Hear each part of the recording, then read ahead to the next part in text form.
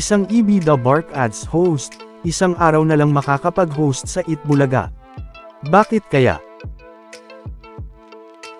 Muling pagbisita ni Robin sa Itbulaga, muling niyanig ang noontime, pati viewers ng Showtime nanood ng Itbulaga. Lakas ng Itbulaga, 3 araw naramdaman ng kalaban.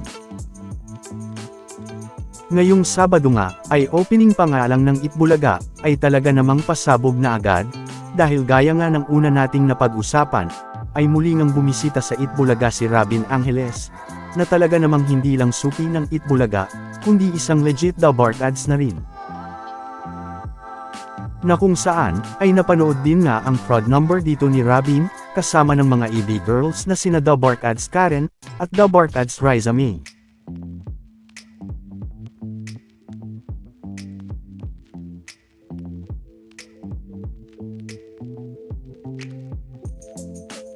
Hindi nga lang yan, dahil bukod nga sa fraud number, ay nakasama din ng mga The Bark Ads si Robin sa iba pang mga segments ng Itbulaga.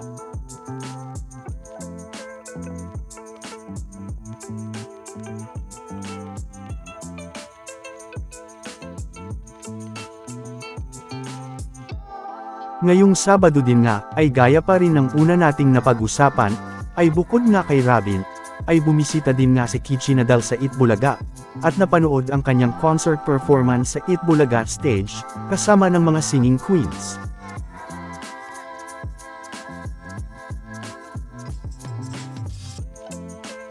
At ganun na rin ang Foreignoid Grand winner na si Hyunwoo Kim.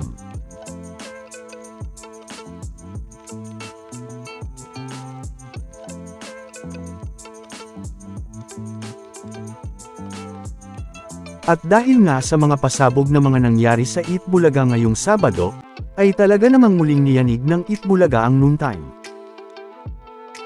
Sa katunayan nga ay noong Huwebes pa lang June 5, 2025, ay makikita na nga kung sino ang mas pinapanood ng marami. Dahil makikita ngang may mahigit 132k ang dami ng nanonood sa YouTube livestream ng Itbulaga. At sa kaparehong oras, ay makikitang may mahigit 65k, ang dami naman ng nanonood sa YouTube livestream ng Showtime.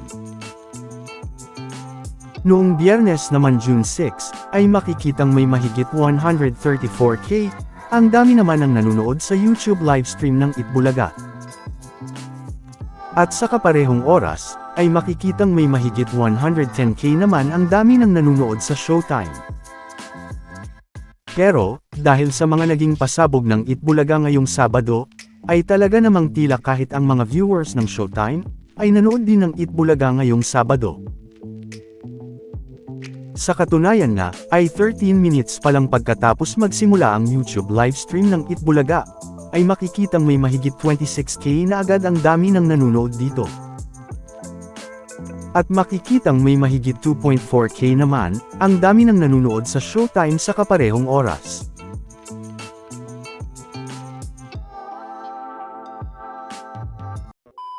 Welcome back mga ka-highlights!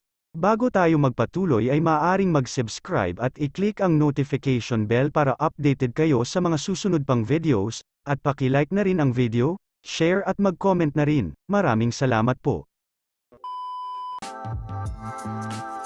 Isang oras naman pagkatapos magsimula ang YouTube livestream ng Itbulaga, ay makikitang may mahigit 102k na nga ang dami ng nanonood dito. At makikitang may mahigit 71k naman, ang dami ng nanonood sa YouTube livestream ng Showtime. 2 oras naman pagkatapos magsimula ang YouTube livestream ng Itbulaga, ay makikitang may mahigit 128k na nga ang dami ng nanonood dito. At makikitang may mahigit 97k naman, ang dami ng nanonood sa YouTube livestream ng Showtime.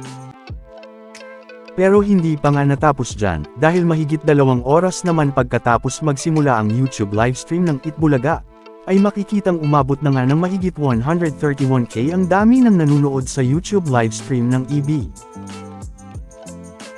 At sa kaparehong oras pa rin, ay makikitang may mahigit 99k naman ang dami ng nanonood sa Showtime. Na talaga namang dito pa nga lang, ay makikita na kung sino ang mas pinapanood ng marami, lalo na nga pagdating sa YouTube livestream ng parehong noontime show. Natandaan, na kinunan natin ito sa kaparehong oras para patas at walang dayaan. Pero, hindi nga lang yan, dahil hindi nga lang panalo ang Itbulaga sa online views. Dahil muli na naman nang nag-trending ang pagbisita ni Robin Angeles sa Itbulaga ngayong Sabado. Sa katunayan nga, ay makikita ngang trending ang Sato Ripak Robark ads ngayong Sabado. Na sa mga hindi nakakaalam, ay ang Robark ads, ay ang pinagsamang Robin at Dabark ads. Na makikita pang ang pang number 6 trending list ito ngayong Sabado. Na hindi na nga nakakapagtaka, dahil palagi ngang trending ang pagbisita ni Robin sa Itbulaga. Gaya nga ng mga una na nating napag-usapan. Samantala, sa July 1 nga, ay tuwing Sabado na lang mapapanood, ang isang Dabark ad sa Itbulaga. Ito nga, ay ang isa sa mga OG Dabark ads, na si Tito Sen. Yan nga ay dahil magbabalik Senado na ulit si Tito Sen sa July, na alam naman nating laging perfect attendance sa Senado, kaya naman ay gaya ng dati, ay hindi na nga ulit araw-araw makakasama si Tito Sen sa Itbulaga. Sa katunayan nga, ay napag-usapan din nga ito sa isang interview kay Bossing, at mababasa din sa article mula sa PepPH.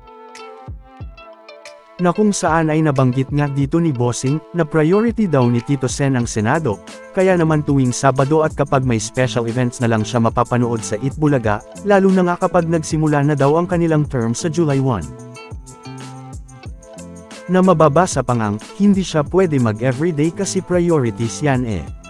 Right now, priority niya is the Senate. Di naman pwede na pagsabayin yun. So, siguro on special occasions, he'll be there. Nandoon lang siya ngayon kasi di pa nagsisimula yung kanilang term. Sa July 1 pa. So, siguro pag Saturdays or may special events, sa aming 50th anniversary, mga ganun na lang.